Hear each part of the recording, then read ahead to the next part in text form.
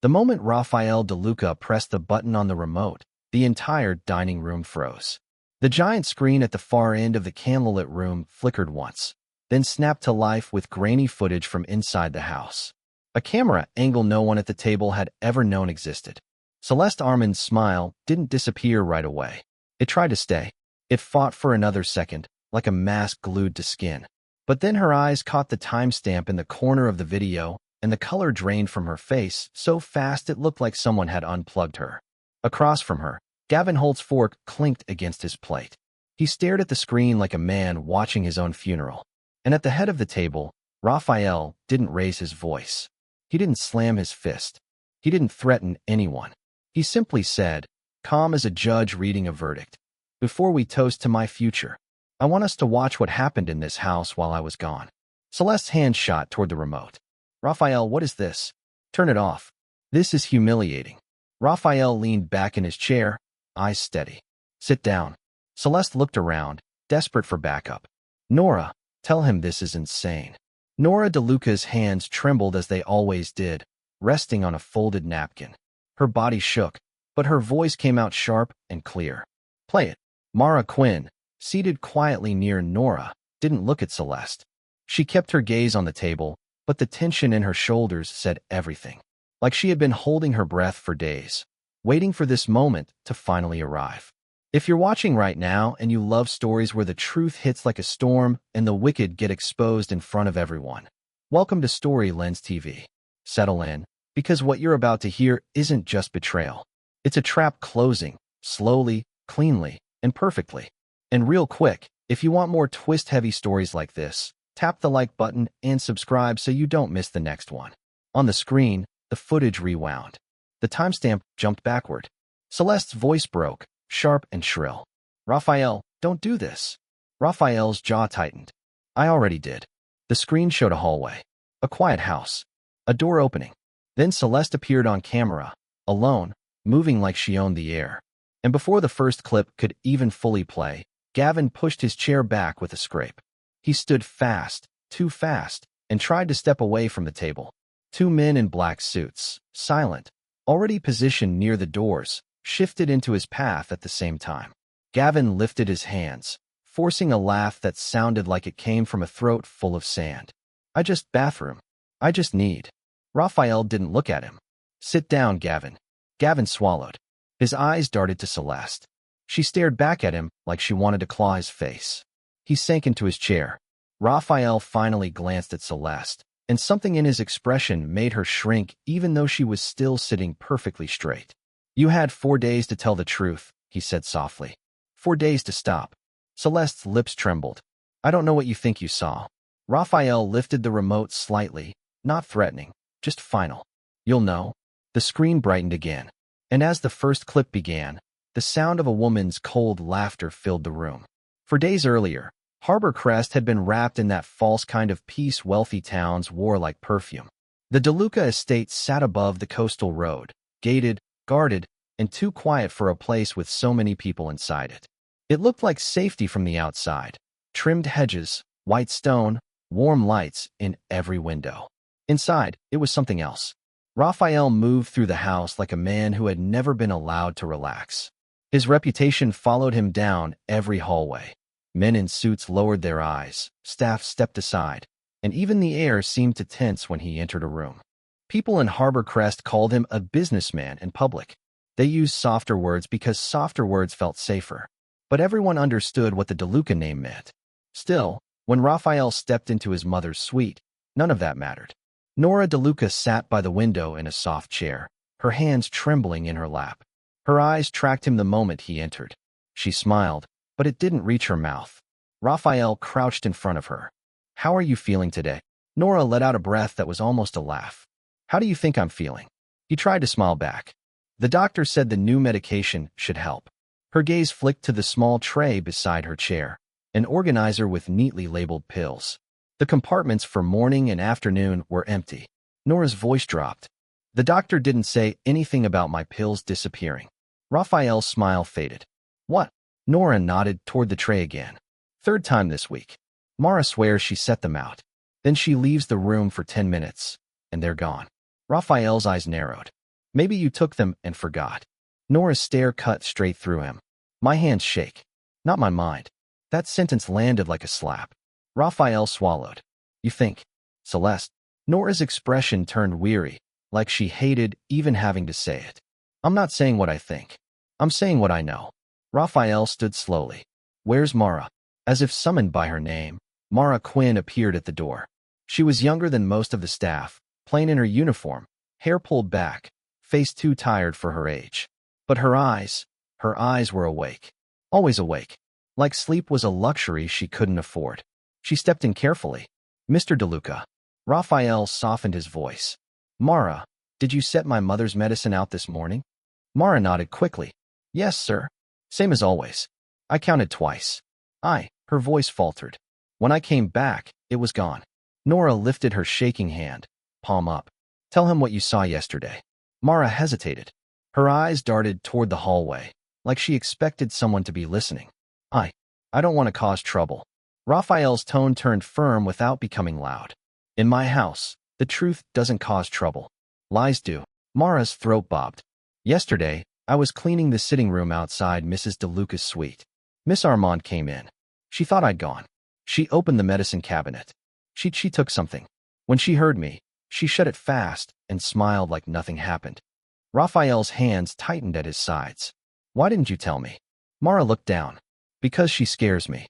Nora let out a bitter sound. She scares me too. Rafael's gaze snapped to his mother's forearm, where the sleeve of her cardigan had slid up slightly. Purple bruising marked her skin, finger-shaped and ugly. Rafael went still. Mom. Nora didn't hide it. She didn't pretend. She simply said, she grabbed me when I wouldn't sign something. Rafael's voice turned dangerously quiet. What's something? Nora's eyes hardened. Power of attorney. She called it a precaution. She told me it would help Rafael. Rafael felt the room tilt, like reality had shifted under his feet. He'd known Celeste for almost a year. He'd proposed to her in front of half the town. He'd defended her when people whispered she was too perfect, too polished, too quick to step into the DeLuca world. He'd told himself she was brave. Now he wondered if she was simply hungry. Mara spoke again, softer. She told me Mrs. DeLuca is getting worse, and that soon she won't know what's happening. Nora's trembling hand curled into a fist with effort. I know exactly what's happening. Rafael paced once, jaw working. I'm supposed to leave tomorrow. Nora's eyes didn't blink. Don't go. He stopped. It's important. Nora leaned forward, trembling hands gripping the armrests. Then pretend. Leave in daylight. Smile. Wave. Let her think she has space. And then watch. Rafael stared at her. Watch how. Nora's gaze slid toward the wall, toward a framed painting of the DeLuca family when Rafael was a child. The kind of portrait that looked harmless. Mara, Nora said, voice steady. Bring him the key. Mara hesitated for half a second, then moved to a drawer. She opened it, pulled out an old brass key, and placed it in Rafael's palm. Rafael looked down at it like it weighed more than metal. What is this? Nora's mouth tightened. Your father built a service corridor in this house when you were a boy.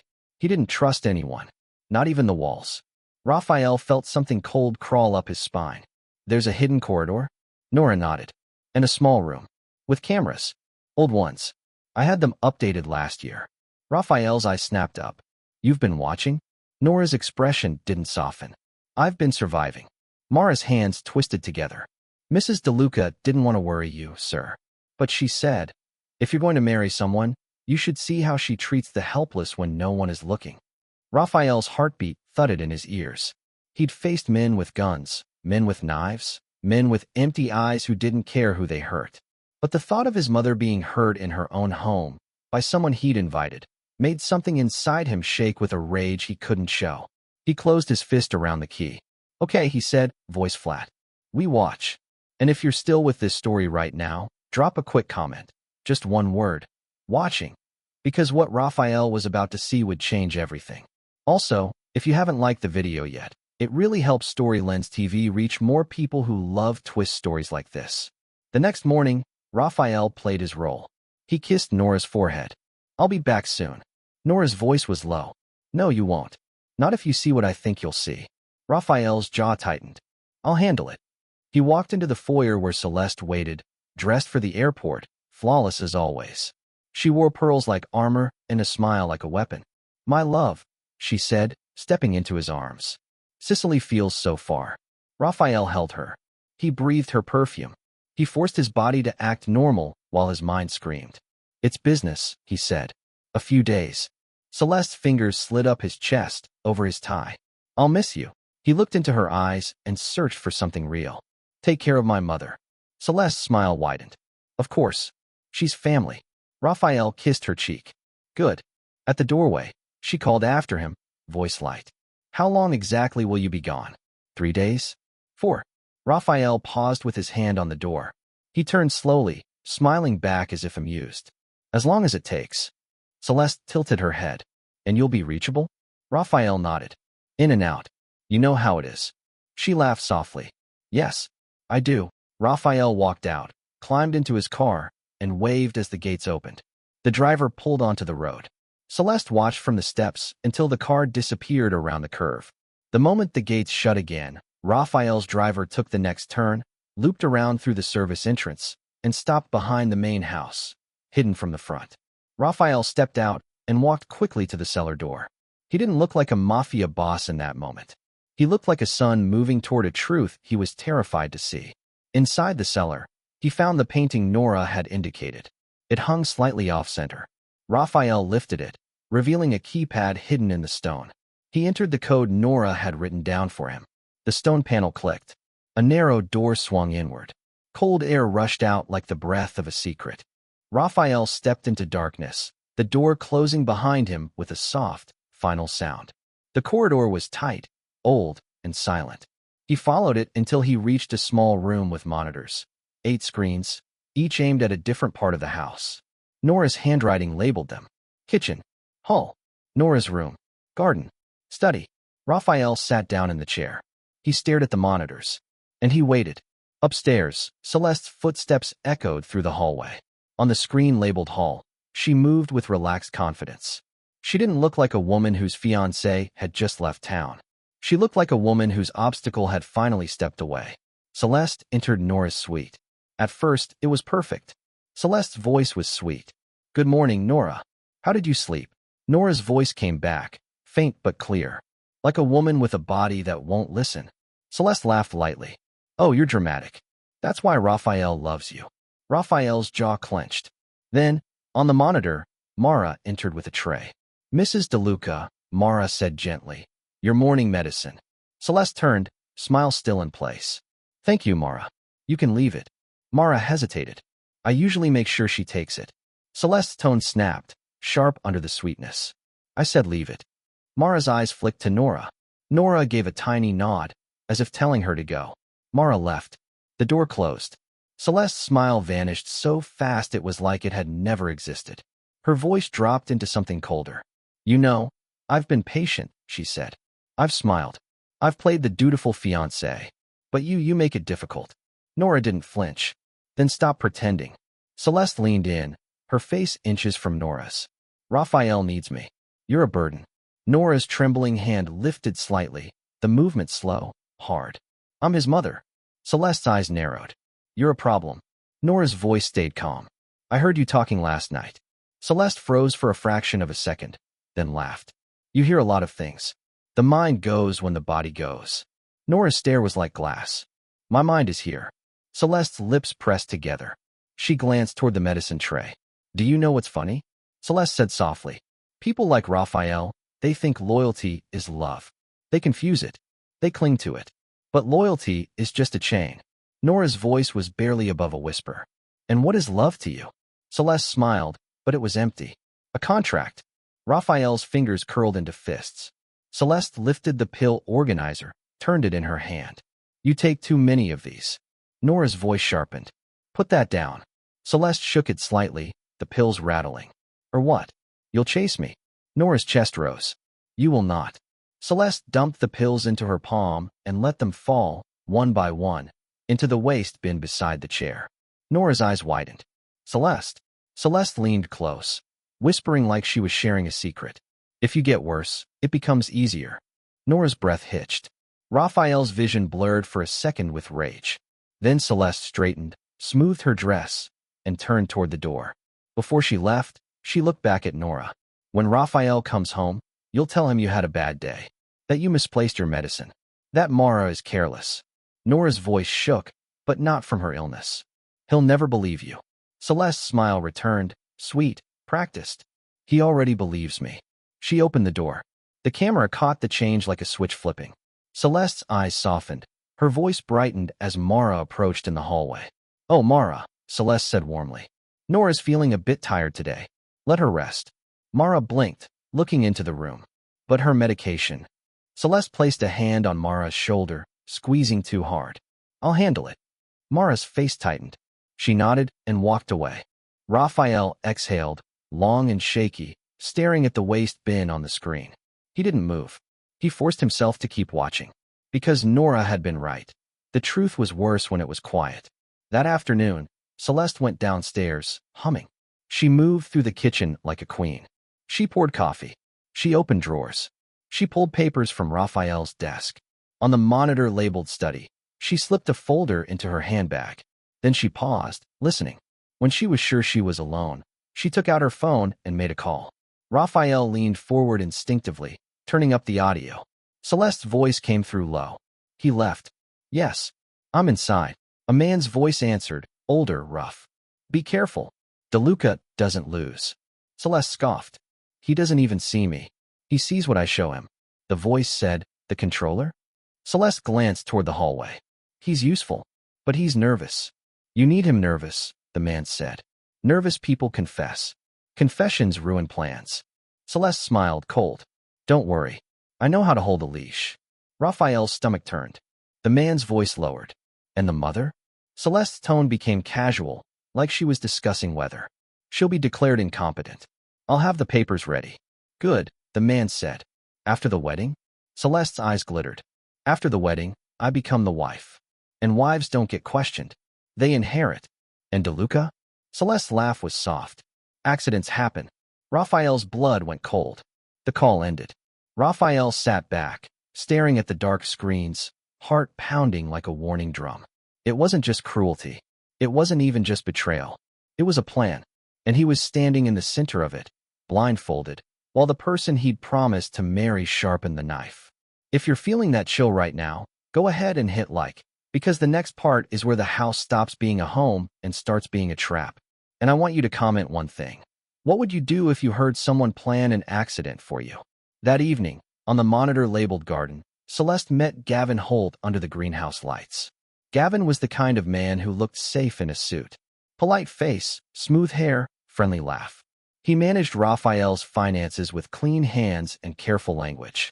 But as he stepped closer to Celeste, his shoulders hunched, his eyes darted. Celeste didn't look nervous at all. She leaned against a table of potted herbs like she was waiting for room service. Gavin spoke first, voice tight. "We need to slow down. He's not stupid." Celeste smiled. "He's loyal. That's worse." Gavin rubbed his palms together. "Your paperwork, this power of attorney thing, if it gets traced back." Celeste's eyes hardened. "It won't. You'll file it." Gavin swallowed. "I'm the financial controller, not." Celeste stepped close enough that her perfume invaded his breath. "You're whatever I need you to be." Gavin's voice cracked. "You said you had a real identity. You said you were clean." Celeste's expression shifted for half a second, something sharp flashing behind her eyes. "I am clean. I'm Celeste Armand." Gavin looked at her like he didn't fully believe it. "Then why does it feel like you're hiding something?" Celeste's hand lifted, fingers grazing the inside of his wrist. "Because you're scared." Gavin's jaw clenched. "I'm not scared." Celeste leaned in, whispering. "Yes, you are. And I like that. It means you'll do what you're told." She slipped a small flash drive into his pocket. "The documents are there. Trust changes, property transfers, accounts. Everything. You just need to move it through." Gavin's eyes widened. This is huge." Celeste smiled wider. "That's the point." Gavin's voice dropped. "And Nora?" Celeste's smile vanished. "She signs or she breaks. Either way, she becomes a file." Gavin looked sick.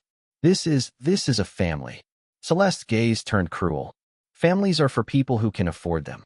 Gavin's hand lifted like he wanted to touch her, but he hesitated. "Celeste, we said we weren't going to hurt anyone." Celeste laughed once, sharp. "Don't be dramatic." We're not hurting anyone. We're managing outcomes. Gavin leaned closer. What if he finds out? Celeste's eyes narrowed. He won't. Gavin swallowed. If you rush this, you'll expose who you are. The words hung in the greenhouse like smoke. Expose who you are. Rafael's eyes locked on the screen. Celeste's face went still.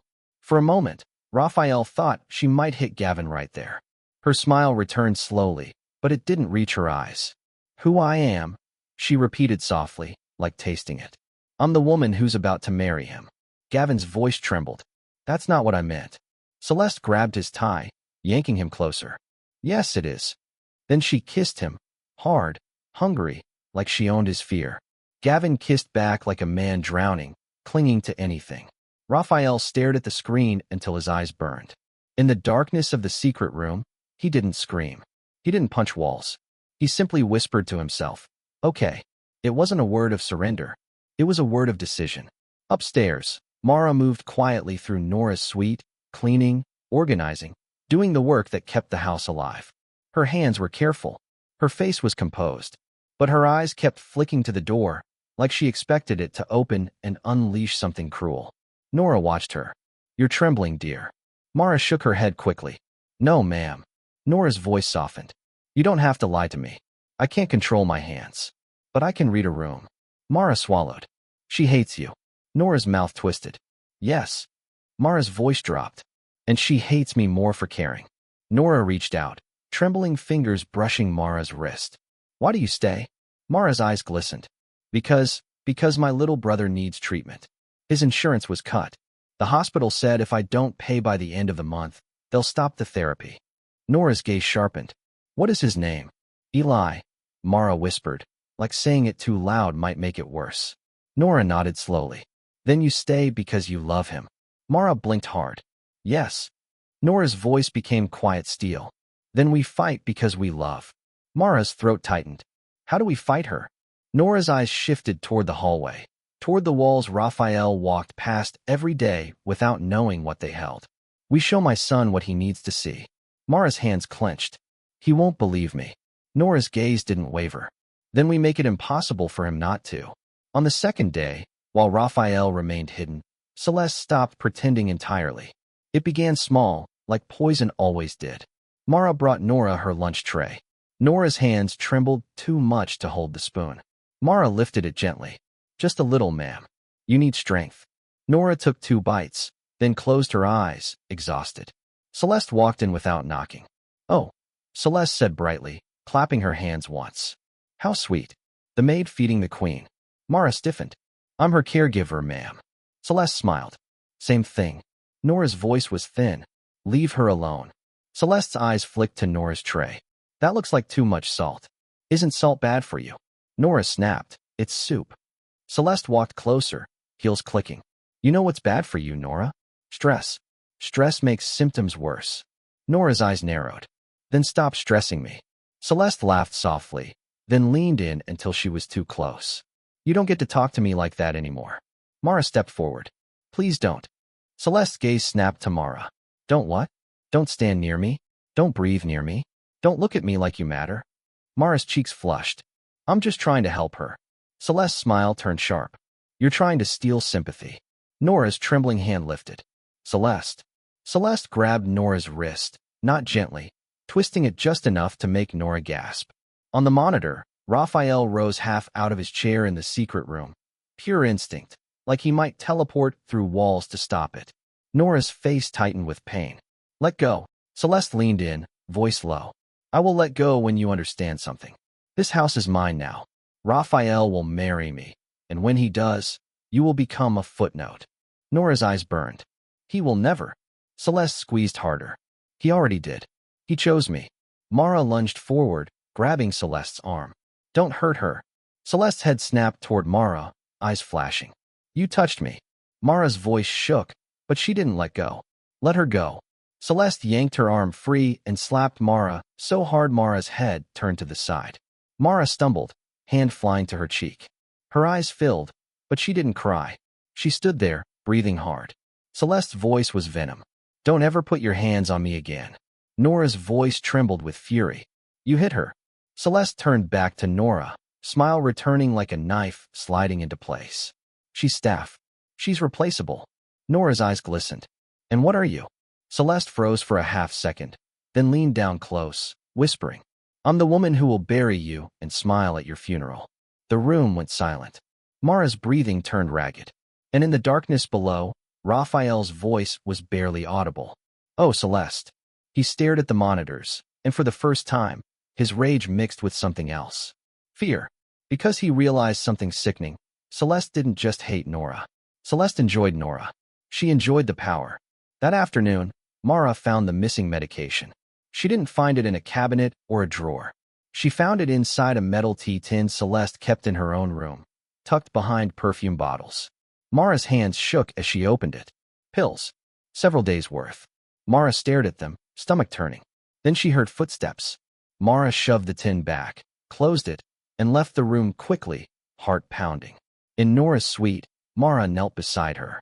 Mrs. DeLuca, I found them. Nora's eyes widened. Where? Mara whispered. In her room. Nora's face hardened. Then you know what she's doing. Mara nodded. Yes. Nora's voice dropped. Give me what I need now. Mara hesitated. If she catches. Nora grabbed Mara's wrist, trembling but firm. If you don't, she wins faster. If you do, she might get angry. But you will have done what is right. Mara swallowed hard, then opened her palm. She'd hidden 2 pills in it. Nora took them with effort, swallowing slowly. Her eyes closed as relief washed over her body. Then the door swung open. Celeste stood there, smiling. Ah, Celeste said softly. Bonding. Mara stood quickly, trying to block Nora from view. Miss Armand. She needed her medicine. Celeste's eyes narrowed. Did she? Mara's voice trembled. Yes. Celeste stepped forward, slow and dangerous. Show me your hands. Mara's heart slammed in her chest. Celeste's voice snapped. Show me. Mara lifted her hands. Celeste's gaze flicked over them. She moved closer, then grabbed Mara's chin between her fingers. Mara flinched. Celeste's smile widened. You think you're brave. Mara whispered. I'm just doing my job. Celeste's voice turned low. Your job is to obey. Mara's eyes glistened. My job is to keep her alive. Celeste slapped her again, harder this time. Mara hit the side table. A glass of water tipped, spilling across the floor. Nora's voice rose, shaking. Stop it. Celeste turned on Nora, eyes bright with fury. You don't get to give orders. Nora tried to stand. Her legs betrayed her. She sank back, breath shaking. Celeste grabbed the pill organizer from the tray and threw it to the ground. Plastic cracked. Pills scattered across the carpet like tiny bones. Mara gasped and dropped to her knees, hands scrambling. No. Please, these are important. Celeste leaned down, whispering into Mara's ear. Pick them up. Mara's fingers shook as she gathered them, eyes wet. Celeste stood straight again, smoothing her dress like nothing happened. That's right. Crawl for it. It suits you. Nora's eyes filled with tears she refused to let fall. You're evil. Celeste's smile didn't falter. I'm practical. Then she walked out. Mara sat on the floor, breathing hard, pills clutched in her palm. Nora reached down, trembling fingers brushing Mara's hair. Look at me, Nora whispered. Mara lifted her face, tears finally spilling. I'm sorry. I'm so sorry. Nora's voice was fierce. Don't apologize. She wants you ashamed. Don't give her that. Mara swallowed, wiping her face with the back of her hand. I can't do this anymore. Nora's eyes softened. Yes, you can. Not forever. Just long enough. Mara's voice broke. Long enough for what? Nora's gaze turned toward the wall, toward the secret room Rafael sat in. Long enough for my son to stop loving a lie. In the hidden room, Rafael stared at the screen labeled Nora's room, and his hands trembled, not from illness, but from the effort of restraint. He could end it right now. He could storm upstairs, drag Celeste out by her hair, throw Gavin into the street, and let his reputation handle the rest. But Nora had asked for something different. Not violence. Truth. Truth that would destroy Celeste in the one way she couldn't survive. Exposure. Rafael forced himself to breathe. Then the monitor-labeled study lit up again with Celeste's shadow. She sat at Rafael's desk, typing. She printed something, then signed it. Rafael leaned forward, squinting. Celeste held up the paper to read it over, and the camera angle caught the title. Declaration of Incompetence. Rafael's blood turned to ice. Celeste smiled as she placed it in a folder. Then she spoke aloud, as if rehearsing. Nora DeLuca is no longer capable of managing her affairs. She laughed softly. Perfect. She slid the folder into her bag. And then she did something that made Rafael's stomach drop further. She opened a small jewelry box on the desk. Inside was Nora's wedding ring, an heirloom Rafael had kept in the study to give Nora on a special anniversary, to remind her she was still cherished. Celeste lifted it. She turned it in the light. She slipped it on her finger for a second, admiring. Then she tossed it into her pocket like it was spare change. Rafael stared. The cruelty wasn't accidental. It was personal. If you're still here, you're officially part of the Story Lens TV family. Because this is where the story stops being about cheating and turns into something darker. Quick favor, hit subscribe right now if you want more stories with this kind of justice ending. And tell me in the comments, do you think Rafael should confront her immediately or keep gathering evidence? That night, Mara couldn't sleep. She sat on the edge of the small staff bed in her room, phone in her hand, staring at the hospital portal.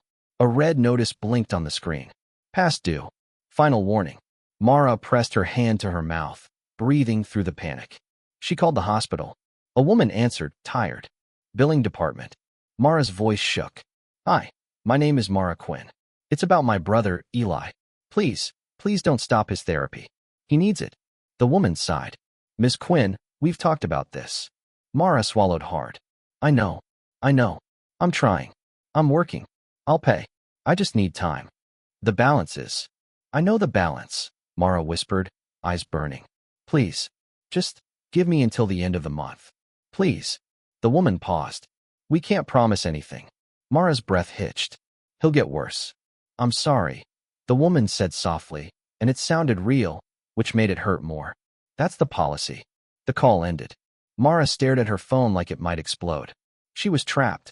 In a rich house full of beautiful things, she was trapped. Because outside the gates, her brother was fighting for his body. And inside the gates, Nora was fighting for her dignity. And Celeste was trying to bury both of them. Mara wiped her face and stood. She walked to Nora's suite and knocked softly. Nora's voice came. Come in. Mara entered, eyes swollen. Nora looked at her immediately. Bad news. Mara nodded.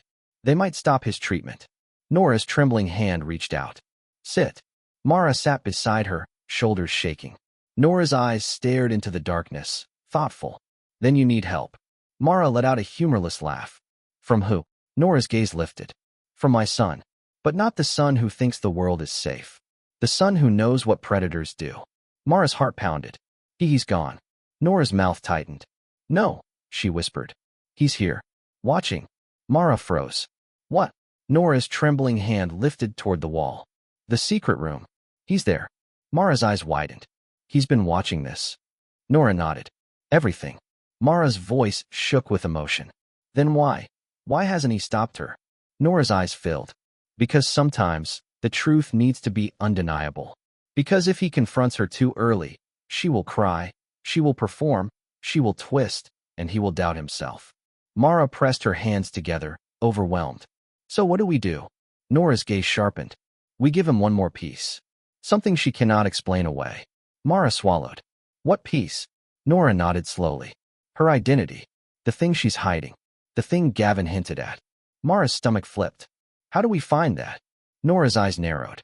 By watching her the way she watches us. The next morning, the third day, Mara did something she'd never done before in that house. She took a risk. Celeste was in the kitchen, laughing on her phone, ordering flowers for the wedding like she hadn't shattered pills on the floor the day before. Mara moved quietly upstairs to Celeste's room and began cleaning, like normal. But this time, Mara wasn't just dusting. She was searching, not through drawers like a thief, through cracks like a survivor. She found a locked box under the bed. Mara stared at it, pulse racing. She didn't have time to break it. She didn't have tools. She didn't have a key. But the box wasn't the only thing under there. A thin envelope lay partly hidden beneath the bed skirt. Mara slid it out carefully. Inside was a newspaper clipping, old, yellowed, about a car crash. The headline made Mara's breath stop. Local socialite Celeste Armand killed in highway crash. Mara's fingers trembled as she read. A photo showed a young woman, similar face, similar eyes, but not exactly. Mara's stomach turned. The article listed the date. Years ago. If Celeste Armand had died years ago, then who was the woman in this house? Mara flipped the clipping over. A name was scribbled in handwriting that looked sharp and impatient. Lena Cade. Mara's mouth went dry. Footsteps sounded in the hallway. Mara shoved the clipping back into the envelope, slid it into her apron pocket, and forced herself to keep cleaning as the door opened. Celeste stood there, smiling too brightly. Mara's heart hammered. Yes, ma'am. Celeste's gaze scanned the room like she could smell secrets. Did you go through my things? Mara's voice stayed steady through sheer will. No, ma'am. I'm cleaning. Celeste walked closer. You seem nervous. Mara swallowed. I'm always nervous around you. Celeste's smile sharpened. Good. She stepped past Mara, toward the mirror. She adjusted her hair, then glanced back. You know what happens to people who snoop? Mara forced a small nod. They get fired. Celeste laughed softly. Sometimes. Mara's hands clenched behind her back. Is there anything else, ma'am? Celeste studied her. Yes. Stay away from Nora today. I'll be handling her. Mara's heart jumped. She needs her. Celeste's eyes flashed. I said I'll handle her. Mara lowered her gaze. Yes, ma'am. Celeste turned to leave, then paused at the doorway. And Mara? Mara looked up. Celeste's smile was sweet as sugar. Try not to make me angry today. The door shut. Mara stood frozen. Her apron pocket felt like it was on fire. She had the truth. But truth was dangerous. And she had to deliver it to Rafael without Celeste catching her. In the hidden room, Rafael watched Celeste walk into Nora's suite. Celeste's voice on the monitor was syrupy. Nora, darling. How are you feeling? Nora's voice came back calm. Like a woman being hunted. Celeste laughed lightly. Oh, you say the strangest things. Nora didn't respond. Celeste moved closer. I brought papers again, just to make things easier. Nora's tremor worsened. I said no. Celeste's tone hardened instantly. You don't get to say no. Nora's voice rose slightly. Get out. Celeste's chair scraped. Do you realize what you're doing? Rafael will marry me. And when he does, you will be placed somewhere safe. Somewhere quiet. Somewhere you won't cause problems. Nora's voice shook. You mean somewhere no one can hear me? Celeste leaned in, voice low. Somewhere you can shake yourself to death and no one has to watch. Nora's breath hitched. Rafael's eyes narrowed, rage rising. Celeste's phone buzzed. She glanced at it and smiled. Ah, Celeste murmured. Gavin says the legal steps are almost ready. Nora's voice turned cold. Gavin will burn with you. Celeste laughed. Nora, you're not a threat. You're a weak old woman in a big house. Your son loves you, but love doesn't change paperwork. Nora's trembling hand lifted. Love changes everything. Celeste's smile turned cruel. Not mine. The door knocked softly. Mara stepped in cautiously, tray in hand. Mrs. DeLuca, your water. Celeste turned on her immediately. I told you to stay away. Mara's heart hammered. She needs water. Celeste stepped toward Mara, voice sharp. Leave. Mara's fingers trembled around the tray. She didn't move. Nora's voice came, gentle but firm. Mara, stay. Celeste's eyes flashed. Don't give orders in front of me. Mara took a breath, then did something bold. She stepped closer to Nora's chair and leaned down as if adjusting the blanket. In that moment, she slid the envelope into Nora's lap, hidden by the blanket. Nora's eyes widened for half a second. Celeste didn't notice. Mara straightened. Water's here, ma'am, she said, voice steady. Celeste stared at Mara like she wanted to strike her again. Then Celeste smiled. Fine. Stay. Watch your precious Nora drink her water. Mara's hands shook as she placed the glass. Nora's trembling fingers curled around it. Celeste leaned against the dresser, arms crossed. You know, Mara, I don't understand you. Mara kept her gaze down. I'm not here to be understood. Celeste laughed softly. You're here because you're desperate. People like you always are. Mara's throat tightened. Please don't speak to me. Celeste's smile widened. Or what? You'll tell Rafael? You think he'll believe the maid over his fiancée? Mara's eyes lifted, and for the first time, something in them looked like fire. I think he'll believe his mother. Celeste's expression flickered. Anger, surprise, something darker. But then she laughed again, like Mara's words were cute. His mother? The woman whose hands can't hold a spoon. Nora's voice rose, trembling but clear. The woman whose mind can hold a truth. Celeste snapped. Oh, spare me. And as Celeste stormed out, Nora's trembling fingers opened the envelope under the blanket. She read the clipping. Her eyes widened. Then she whispered, so softly the camera barely caught it. Oh. In the hidden room, Rafael leaned forward. He couldn't hear what Nora was reading. He couldn't see the envelope, but he could see her face. And Nora's face said it all. She had just found something big. Minutes later, when Celeste left the suite, Nora turned to Mara. Her voice shook with emotion. Where did you get this? Mara's eyes were wet. In her room. Under the bed. Nora's lips parted. Celeste Armand is dead. Mara nodded slowly. Yes. Nora swallowed. Then who is she? Mara's voice dropped. The name written on the back. Lena Cade. Nora's eyes sharpened. We need to get this to my son. Mara's hands trembled. How? Nora glanced toward the wall again, as if she could see through it. He's watching. Mara's voice broke. Then he already knows. Nora shook her head slightly. He knows she's cruel. He knows she's plotting. But this is the kind of truth that ends her. Mara swallowed. How do we show him? Nora's trembling hand reached for a small bell on the side table. She rang it once. A guard appeared at the door. Not staff. Security. Yes, Mrs. DeLuca.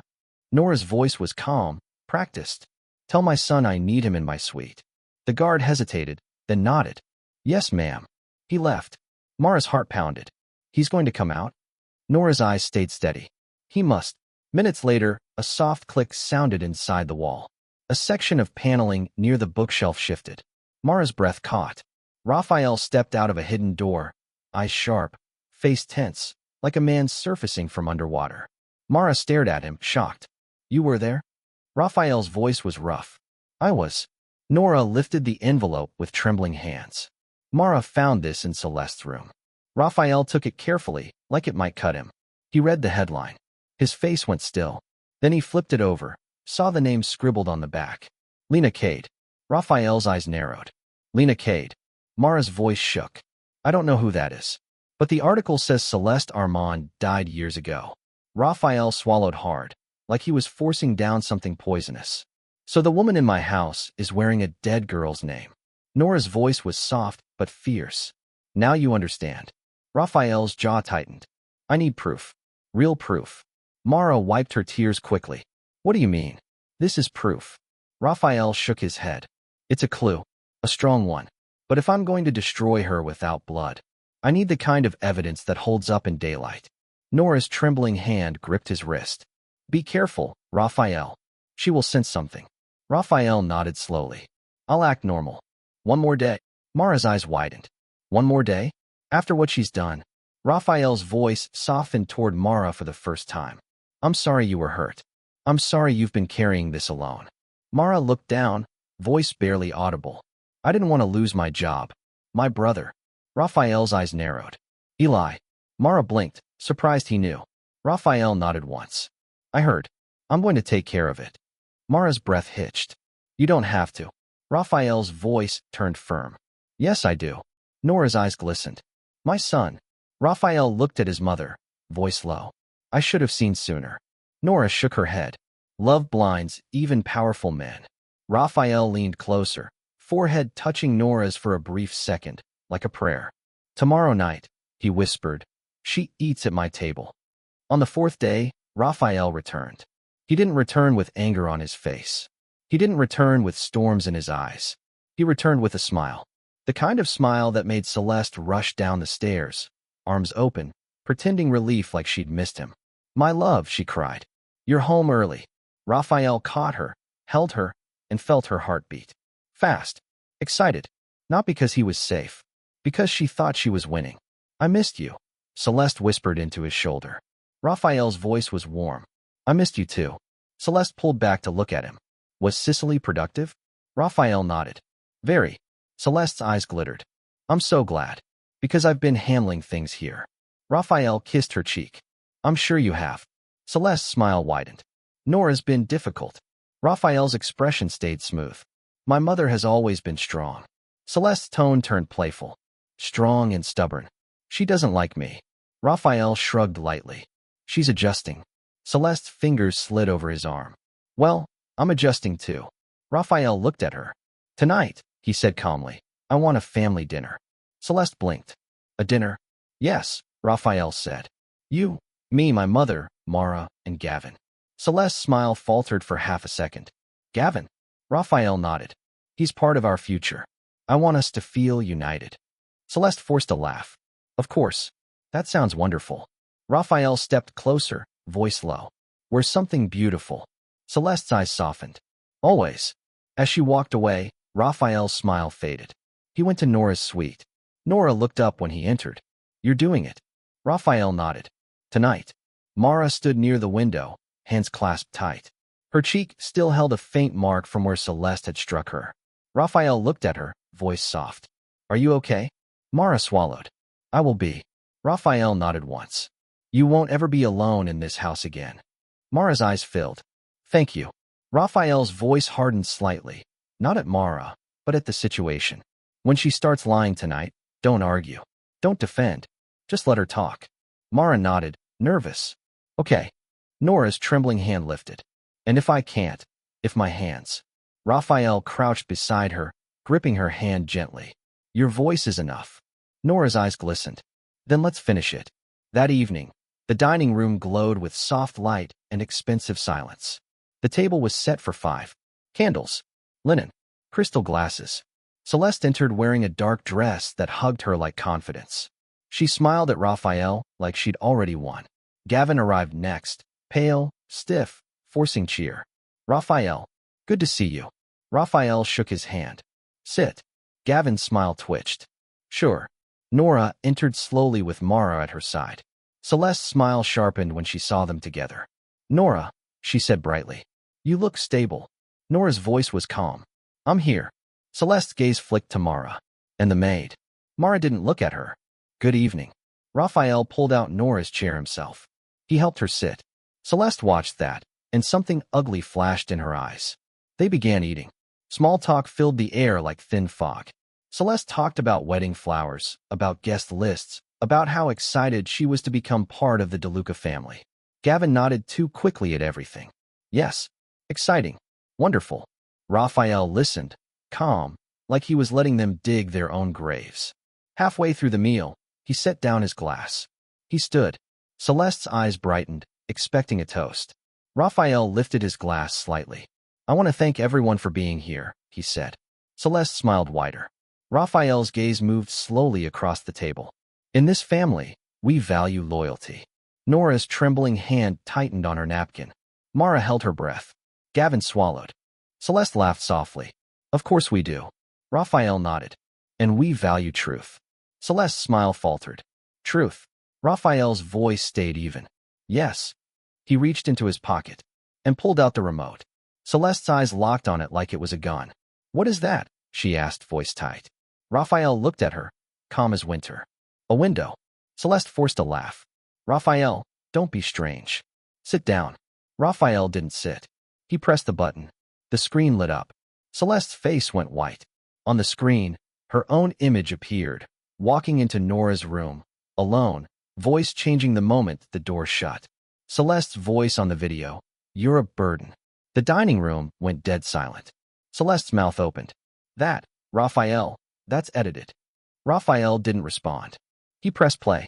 On screen, Celeste dumped Nora's pills into the waste bin. Nora's eyes lowered. She didn't look away. She watched it like she was finally watching a monster under bright lights. Mara's hands clenched. Gavin stared at the table, breathing fast. Celeste's voice rose, frantic. Rafael, you don't understand. I was trying to. She refused medication. She was confused. Rafael pressed another button. The next clip played. Celeste gripping Nora's wrist. Twisting. Nora gasping. Then Celeste slapping Mara. Mara flinched at the sound, even though it was only on the screen. Celeste lunged up from her chair. Turn it off. Turn it off. She reached for the screen's control panel. 2 security men moved, blocking her path instantly. Celeste's eyes flashed with rage. Get out of my way. Rafael's voice was quiet. Sit down, Celeste. Celeste spun toward him, voice trembling with fury. How dare you spy on me? Rafael's gaze didn't move. How dare you hurt my mother? Celeste's face twisted. She provoked me. Nora's voice cut through the room, trembling but clear. I did nothing but exist. Celeste turned toward Nora, eyes blazing. You wanted him to hate me. You've always wanted that. Nora's hands shook harder, but her voice stayed steady. I wanted him to see. Rafael pressed play again. The greenhouse clip appeared. Celeste handing Gavin the flash drive. Celeste's voice. She signs or she breaks. Gavin's face drained of blood. Celeste spun toward him. You idiot. Gavin stammered. I didn't. Rafael held up a hand. Not yet. Celeste's breath came fast. Rafael, listen. Gavin and I. Rafael's eyes narrowed. You and Gavin. Celeste's voice cracked. It was nothing. It was. Rafael pressed play again. The kiss played. Celeste's body went rigid. Gavin's eyes squeezed shut, like he wanted to disappear. Mara's stomach twisted. Nora's lips pressed tight, pain flashing across her face. Not because she was surprised, but because her son had been betrayed. Celeste whispered, Rafael. Rafael didn't raise his voice. He didn't have to. You kissed the man who manages my money, he said calmly, while planning to steal it. Celeste's eyes filled with tears instantly, like she kept them ready. You're twisting everything. Rafael looked at her, unmoved. Am I? He pressed the final button. A still image appeared on the screen. A newspaper clipping. Local socialite Celeste Armand killed in highway crash. Celeste's eyes widened in horror. Rafael's voice was soft, almost conversational. Funny thing about identities. They're hard to wear when the person you're pretending to be is already in the ground. Celeste's mouth opened, but no sound came out. Rafael clicked again. Another image appeared, a police report summary. The date. The death certificate. The name. Celeste Armand, deceased. Then one more, a booking photo from years ago. A different name under it. Lena Cade. Celeste's knees seemed to weaken. Gavin whispered, Oh my God. Rafael's gaze locked onto Celeste. Who are you? Celeste's lips trembled. Then she did what predators did when cornered. She attacked someone smaller. She spun toward Mara, pointing. It was her. She's obsessed with me. She planted that. She's been trying to poison Nora and blame me. Mara froze, shock flashing across her face. What? Celeste's voice turned hysterical, tears spilling. She hates me because she wants Rafael's attention. She's a liar. Mara's breath caught. That's not true. Celeste screamed. Yes, it is. Rafael's eyes stayed cold. Sit down. Celeste sobbed. Rafael, please, please, don't do this. People will think I'm. Rafael's voice cut through her sobs like a blade. You are. Celeste's tears stopped instantly, like a faucet turned off. Her eyes hardened. For one terrifying second, the real Celeste, the real Lena, showed through. You think this ends me? She hissed. You think you can ruin me with a screen? Rafael leaned forward slightly. No. You ruined yourself with your choices. Celeste's jaw clenched. Rafael, I loved you. Rafael's gaze didn't blink. No. You studied me. Celeste's eyes flicked to Gavin. Gavin, say something. Gavin's voice shook. Celeste, I didn't know you weren't who you said. Celeste's face twisted with hatred. You coward. Gavin stood abruptly, panic rising. Rafael, please, listen. I was pressured. Rafael's voice was calm. Sit down, Gavin. Gavin backed toward the door anyway. I need to. Two security men stepped in front of him. Gavin's chest heaved. Rafael, please. Rafael finally turned his gaze to him. You stole from me, he said quietly. You conspired to trap my mother. You thought being polite would protect you. Gavin's voice cracked. I made mistakes. Rafael nodded once. Yes. Then Rafael tapped the remote again. Audio played. Celeste's phone call, her voice casual and cold. Celeste's voice on recording. After the wedding, accidents happen. The room went ice cold. Nora's trembling hand lifted to her mouth. Mara's eyes widened, terror and relief crashing together. Gavin went pale, whispering, No, no. Celeste's face twisted, and for the first time, fear surfaced. Rafael's voice was quiet. That was your voice. That was your plan. Celeste's lips parted. She looked around, searching for a way out. She found none. Rafael set the remote down. He pulled out his phone. He didn't dial a fixer. He didn't call a hitman. He called the authorities. And that choice, quiet, clean, was what made it truly devastating.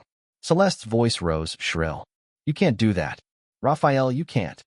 Rafael's gaze didn't move. I can. Nora's voice trembled, but it was clear. I told you. My hands shake. Not my truth. Celeste turned toward Nora, hatred burning. You old. Raphael's voice snapped for the first time, loud enough to make the candles flicker in everyone's minds. Enough. Celeste flinched. That one word, enough, hit harder than any slap. Minutes later, flashing lights painted the windows blue and red. Officers entered. They spoke firmly. They took statements. They didn't care about Celeste's dress or her tears. Celeste tried once more. She clung to Raphael's arm. Please, she whispered, voice soft again. Please, my love. Don't let them take me. I'll fix this. I'll be better. Raphael looked down at her hand on his sleeve. Then he peeled it away slowly, like removing something filthy. You had your chance, he said. Celeste's eyes burned. You'll regret this. Raphael's voice was calm. No, he said. You will. Gavin was taken next. As he passed Mara, his voice cracked. I'm sorry. Mara didn't respond. She didn't gloat. She didn't smile. She just stood beside Nora like a shield. Celeste's eyes locked on Mara as she was led away. This is your fault, she spat. Mara's voice came out quiet and steady. No, she said. It's yours. Celeste's face twisted with rage. And then she was gone. The house went silent. The screen went dark. Raphael stood at the head of the table, still. Nora's trembling hand reached out toward him. Raphael. He turned to her. His face finally cracked, just a little. I'm sorry, he whispered. Nora's eyes filled. You came back before it was too late. Raphael knelt beside her chair, gripping her trembling hand. I should have protected you better. Nora shook her head, voice soft. You protected me the moment you chose the truth.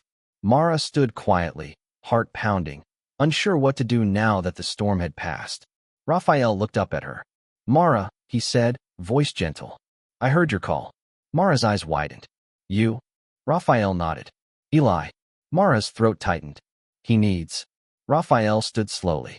He'll get what he needs, he said firmly. Starting tomorrow. Mara's eyes filled with tears again, but these were different. These were relief. I don't know how to thank you, she whispered. Raphael's voice softened. You already did. Mara blinked. How? Raphael looked toward Nora. You stood between my mother and a monster, he said. You didn't have power. You didn't have money. And you still stood there. Mara's lips trembled. I was scared. Raphael nodded. So was I. Nora watched them both, her trembling hands folded. Now, she whispered, we heal.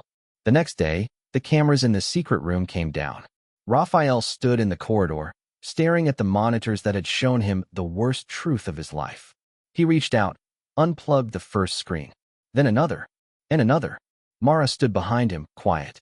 Nora sat nearby in a chair, wrapped in a shawl. Raphael turned to Mara.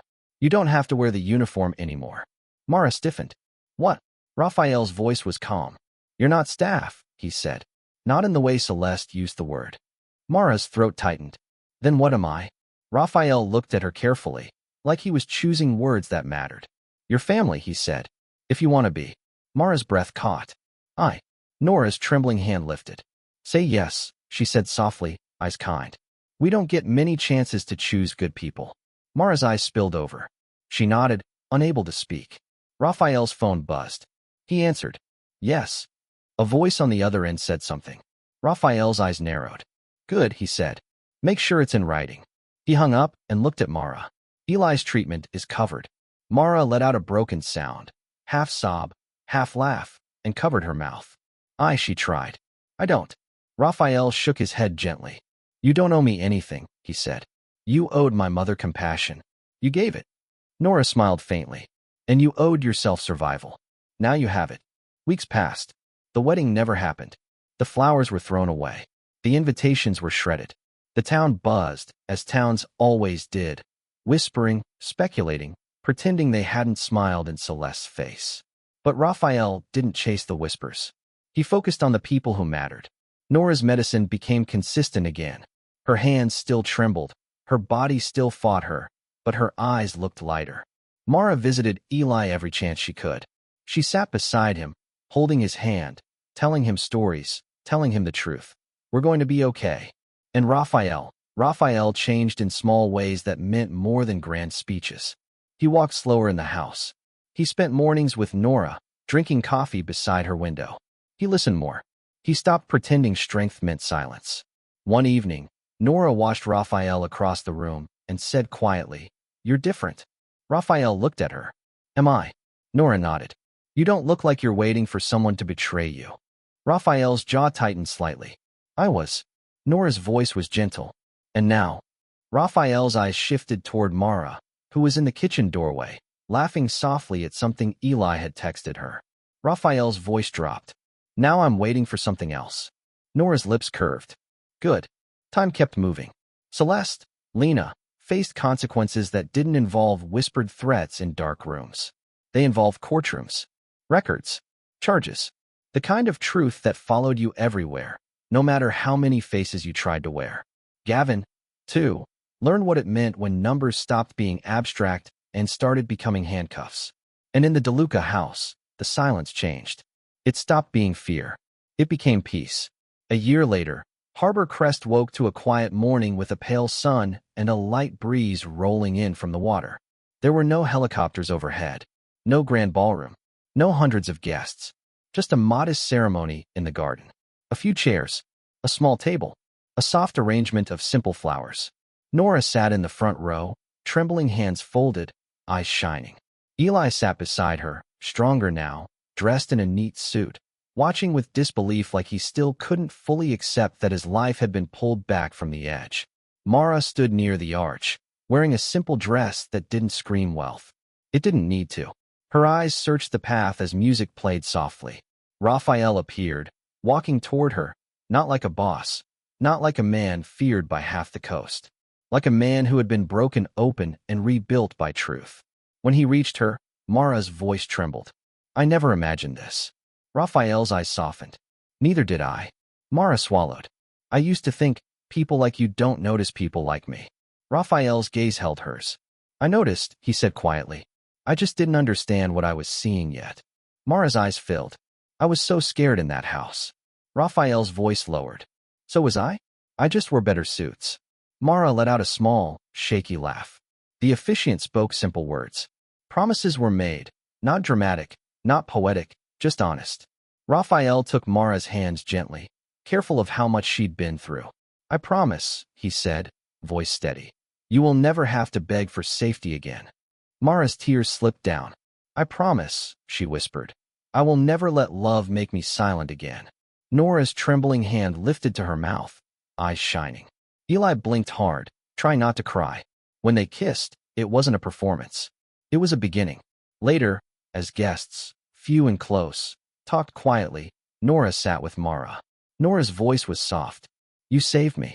Mara shook her head. I tried. Nora's eyes narrowed kindly. No, you did. Mara's lips trembled. You saved me too. Nora smiled. Then we're even. Rafael approached, holding 2 cups of tea. He handed one to his mother. You okay? Nora nodded. I'm happy, she said simply. Rafael looked at Mara. You okay? Mara nodded, tears still bright. I think, for the first time, I am. Rafael exhaled, long and quiet, like he was letting go of an entire year of darkness. He glanced toward the mansion behind them. Then, without ceremony, he slipped a key into Mara's palm. Mara blinked. What's this? Rafael's voice was gentle. Not the secret room key, he said. That room is sealed now. Mara swallowed. Then what is it? Rafael smiled faintly. It's the key to the front door, he said. The one you should have had from the start. Mara's eyes filled again. Nora leaned back in her chair, watching them with a quiet peace. Because the truth had cost them, but it had also freed them. And that was the thing about monsters. They thrived in silence. They starved in daylight. If you made it to the end, you're the real MVP. Thank you for watching and listening on Storylens TV. If this story kept you hooked, do 3 quick things for me. Hit the like button, subscribe, and turn on notifications so you don't miss the next twist-heavy upload. And drop a comment. What was the most shocking moment for you? The missing medicine, the identity reveal, or the dinner exposure? I'll be in the comments reading your thoughts, and I can't wait to hear what you do in Rafael's place.